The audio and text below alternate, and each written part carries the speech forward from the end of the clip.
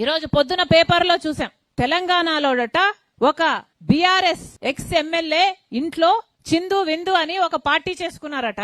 ఆ పార్టీలో police raid అయ్యిందట. ఆ రేడ్ అయితే మన ఆంధ్ర రాష్ట్రానికి చెందిన ఏలూరు ఎంపీ పేరేంటి పుట్టా మహేష్ అట. పుట్టా మహేష్ అనేవాడు కూడా ఆ పార్టీలో డ్రగ్స్ తీసుకుంటున్నాడట.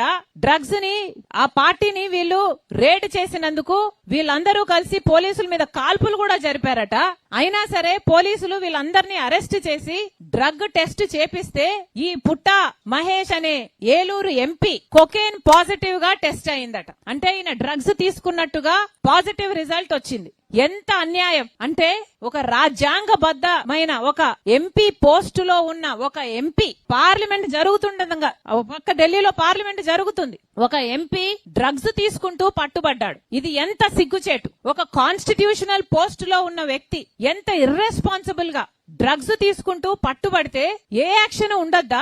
సమాజానికి ఏం మెసేజ్ పంపిస్తున్నాం? మన బిడ్డలకి డ్రగ్స్ తీసుకోండి అని ఇంకా ఎంకరేజ్ చేసినట్టు కాదా? ఏ యాక్షన్ లేకపోతే అసలు ఏలూరు ప్రజలు ఓట్లేసి గెలిపించారే ఆ ఎంపీని, మరి వాళ్ళకి ఏం సమాధానం చెప్తాడు? ఆయన ముఖం ఎక్కడ పెట్టుకుంటాడు? ఆలోచన చేసుకోవాల్సిన అవసరం ఉంది. ఈ ఎంపీని వెంటనే ఎంపీ పదవి నుంచి డిస్క్వాలిఫై చేయాలని కాంగ్రెస్ పార్టీ గట్టిగా డిమాండ్ చేస్తుంది.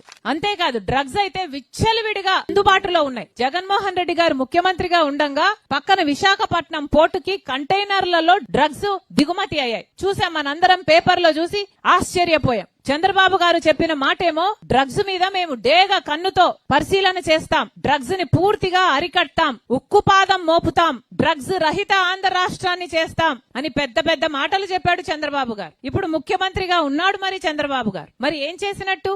ఆయన సొంత ఎంపీఏ డ్రగ్స్ తీసుకొని పట్టుబడితే మరి చంద్రబాబు గారు ఏం యాక్షన్ తీసుకుంటారో చూద్దాం. చంద్రబాబు గారు ఈ మనిషిని సస్పెండ్ చేయడమే కాదు, ఎంపీగా తీసేయడమే కాదు, అసలు పార్టీ సభ్యత్వం కూడా రద్దు చేయాలని కాంగ్రెస్ పార్టీ డిమాండ్ చేస్తుంది. చంద్రబాబు గారిలో ఏ మాత్రం చిత్తశుద్ధి ఉన్నా ప్రజలకు ఒక ఎగ్జాంపుల్ సెట్ చేయాలి, లీడర్లకు ఒక ఎగ్జాంపుల్ సెట్ చేయాలి, యువతకు ఒక ఎగ్జాంపుల్ సెట్ చేయాలి అని ఏ మాత్రం చిత్తశుద్ధి ఉన్నా చంద్రబాబు గారు ఈ మనిషి చేత రాజీనామా చేయించాలి, ఆ పార్టీ నుంచి తీసేయాలని కాంగ్రెస్ పార్టీ డిమాండ్ చేస్తుంది. నాయకులు బాగుంటేనే ప్రజలు బాగుపడతారు.